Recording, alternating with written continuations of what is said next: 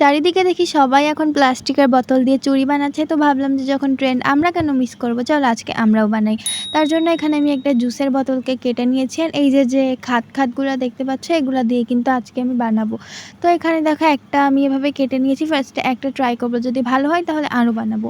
তো এটা এখন হচ্ছে কেটে নেওয়ার পরে এখানে আমি একটু মার্কার দিয়ে কালার করার চেষ্টা করতেছিলাম, বাট যেহেতু প্লাস্টিক এই মার্কারটা ভালো মতন লাগতেছিল না, তাও আমি নাছোড়বান্দার মতো ট্রাই করতেছিলাম, কিন্তু লাস্ট পর্যন্ত হলো না। অ্যান্ড আমি এটা ফেলে দিয়ে এটাকে আই থিঙ্ক অ্যাক্রিলিক কালার নাকি কি জানি, যাই হোক এই কালার নিয়ে করবো। অ্যান্ড দেখো এটার কি একটা অবস্থা হয়ে গেছে, মানে ওইখানে হচ্ছে আমি উপরে কালারের শেডগুলো মিলাই, আর এইটা হচ্ছে কোনো রকম একটু লাগাইছি, কজ এগুলাতে হচ্ছে জেসও লাগাতে হয়, বাট আমি তো কোনো রকম বানাচ্ছি তার জন্য তো দেখ নেই।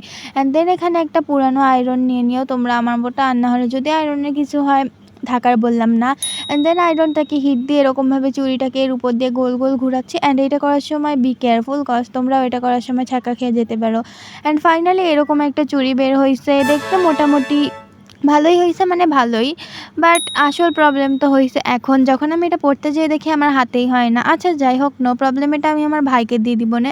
অ্যান্ড এটা কিন্তু ভালো শক্তপোক্তই হয়েছে, তোমরা একবার ট্রাই করতে পারো।